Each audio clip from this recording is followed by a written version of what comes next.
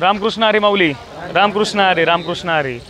तर आता ही सगळी मंडळी आकुर्डी खंडोबा माळ या ठिकाणी सगळे जमलेले आहेत। हा सण आत्तापर्यंत तुमच्या पिढीने चालवला, पुढची पिढी आमची हे चालवणार, यामध्ये संकोच नाही। पण महाराष्ट्राचा नव्हे तर पूर्ण भारताचा सांस्कृतिक सगळ्यात मोठा इव्हेंट म्हणून आपण वारीला बघितलं जातं। या मामा, या या या मामा, काय नाव तुमचं? शिवाजी गायकवाड। शिवाजी गायकवाड तुमचं नाव? कुठून आले तुम्ही? अकलूजवरून आले। बघा मामा, वय काय? 81 आहे। अरे बापरे बा, आतापर्यंत सगळ्यात मोठा आकडा निघला 81चा। किती वर्ष झालं वारी करता?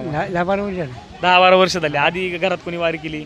वडिलांनी? गेले वडिलांनी आमच्या। वडिलांनी वारी केली, त्यानंतर तुम्ही चालवताय, तुमच्या नंतर पोरग चालवणार।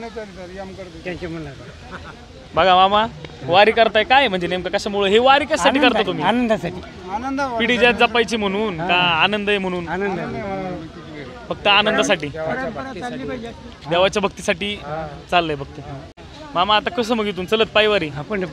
पंढरपुरापर्यंत चालत बसत उठत खात पीत, संध्याकाळी सगळे भजन कीर्तन सगळं चालू असते। या मामा, या पुढे पुढे सगळ्यांच्या मध्ये या। अहो मामा, या काय नसते होत, या तुम्ही या। किती वय मामा तुमचं? माझं 77। किती वर्ष झालं वारी करताय?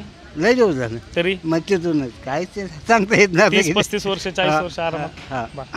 77 वर्षाचे आहेत आणि 30-40 वर्ष झालं वारी करतायत म्हणजे नसल्यामुळे आता आम्ही हाय म्हणलं चला चल जा घेऊन येऊ आपण। कुठून? आळंदीतून? आळंदीतून, देऊतून।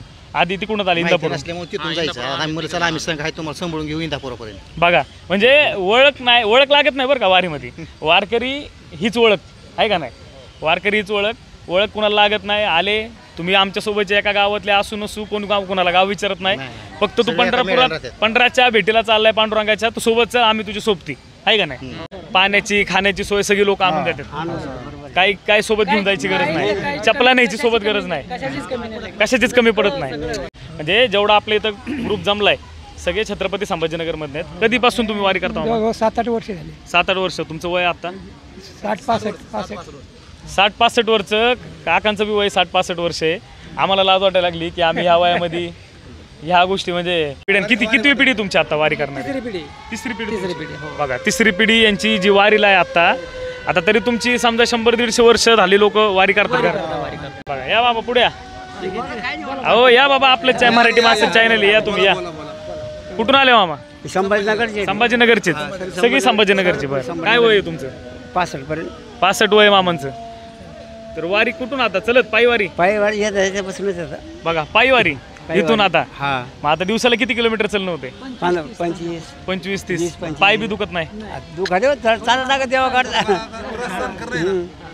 सहन करावं लागतं थोडं पाय